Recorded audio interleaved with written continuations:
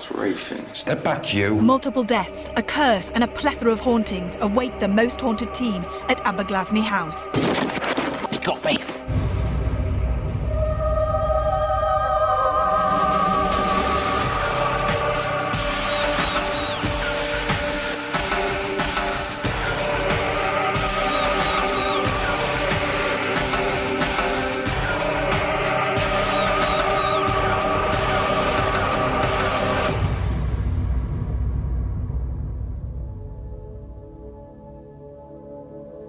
Hello and welcome to Most Haunted. It's said that anyone who lives in the shadow of this hill is cursed.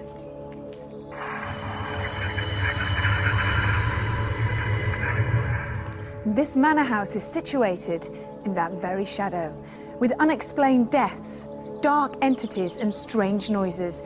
We have 24 hours to investigate the hauntings of Aberglasney House in Wales.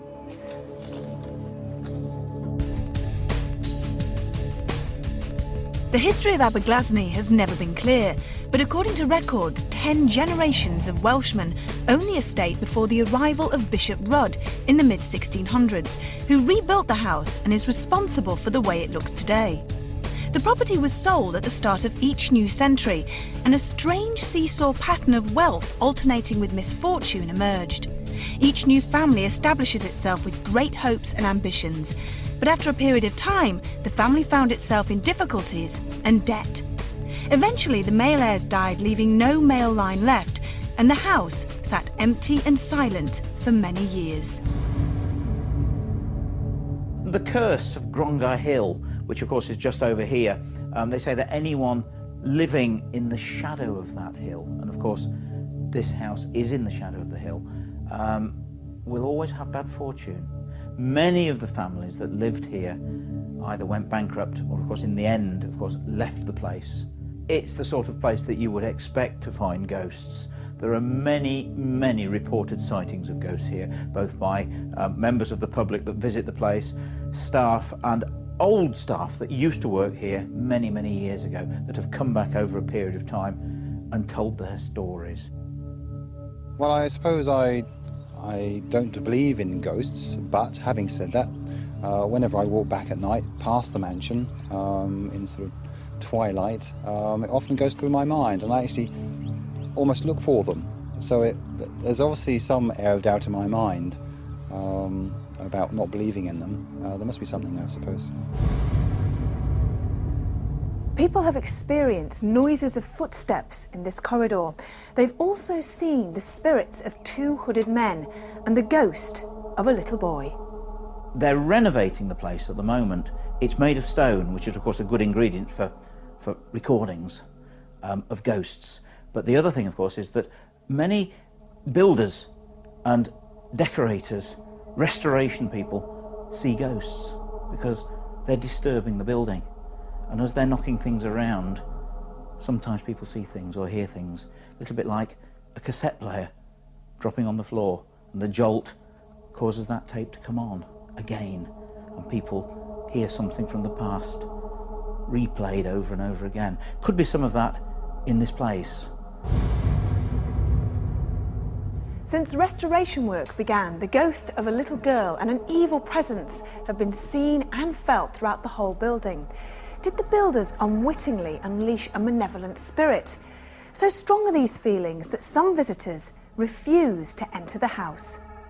This place has well over 60,000 visitors a year, but some people pay their money at the gate, get down as far as the door, and for some strange reason sense an evil presence and turn away and go back without ever daring in.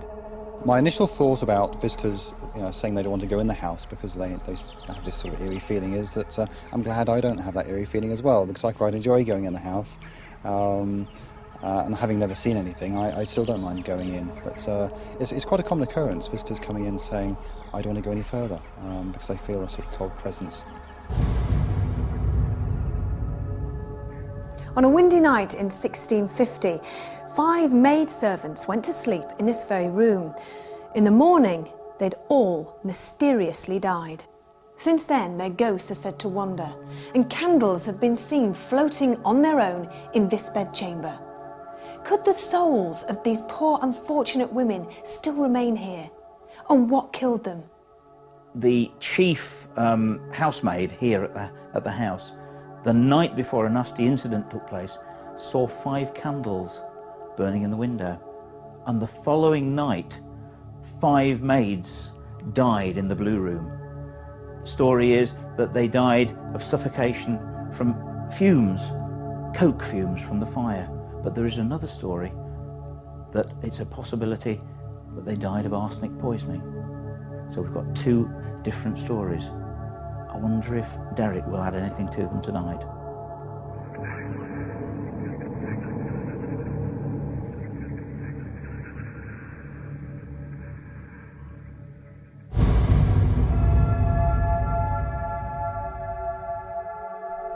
Phil Wyman, our paranormal investigator, had taken time to understand the layout of the building by conducting what is called a baseline test and getting to know the ghost stories at Aberglasney House. Phil, this is an unusual location. Is there anything that you're particularly looking forward to tonight? Well, this is a great place. It's been derelict for so long, and now it's been refurbished, but some of the ghost stories attached to it are amazing. Now, I've heard there's supposed to be 90 to 120 ghosts. Now, I don't believe in that, to be honest with you, and that's my personal opinion. But if the reputation lives up to it being 90 to 120 ghosts, good chance of getting something on camera. What about the actual place? It's under refurbishment at the moment, but when it gets dark, we're all okay now, but how do you think everybody's going to react when it's very dark at 3 o'clock in the morning, for instance? I think, to be honest with you, everybody's going to be scared stiff. Now, unless everybody's got torches, it's going to be very dark in here. Now, we all know when it gets dark, people's imagination starts running wild. They see things out the corner of their eye. They hear things. So that's going to be interesting. We've got to be really quiet, though. Those people that aren't doing vigils have got to be really quiet. This place just echoes all over. The one good thing about that is, if we are all quiet and we know where everybody is and we hear things, we can go up and investigate knowing that nobody's around causing that noise. Now, vigils tonight. There's one particular interesting one, I think, isn't there? The blue room, I believe you're talking about. Now, there is only one access to the blue room, and that is by a ladder outside of the building to climb in through the window. If we stick somebody in there tonight and things start happening and they don't like it, there is no easy way out. It's about a 15-foot drop, so that's going to be interesting to see what happens and if anybody gets freaked out by that. What about outside? Well, outside there are supposed to be a number of sightings, mainly around the cloisters, which is just below me here, and also the new terrace of the cafe that's just been built. Things have been seen there quite recently, so if we send somebody out there with cameras later, it might be interesting. I've never stayed in the house, and I think you'll be the first people to stay in the house for, I know, probably 40, 50 years. You're welcome to it. I expect it's going to be quite cold, and I hope you see something. I can't wait until tomorrow morning to hear what you've found or discovered. Whilst we were filming during the day, the house was full of interested visitors, and none of us felt scared at all. As soon as night came and the visitors had left, the house and grounds looked ominous, and it felt totally different. We asked medium Derek Akora to join the team for the night, and hopefully he could find some answers to the mysteries surrounding this beautiful home. With our crew complete, we were ready to begin our investigation. Now, you've brought us outside straight away. Why is that? Yes, because my feelings, the psychic feelings initially was drawing me out to the outside more so than the inside. So what are you picking up around here? Well, here's a pathway, Evie. And, of course, we've got water here. And this pathway, I feel as if it's so well, and I use basic words, well-trodden. Well-trodden, not by just the physical, meaning physical people, but by spirit people. I'm not talking about one of them either. I'm talking possibly at this point in time, because I do want to go further up to get closer to the energies that I'm being drawn. Yeah, come on. And, I feel here that we've got not so much a mixture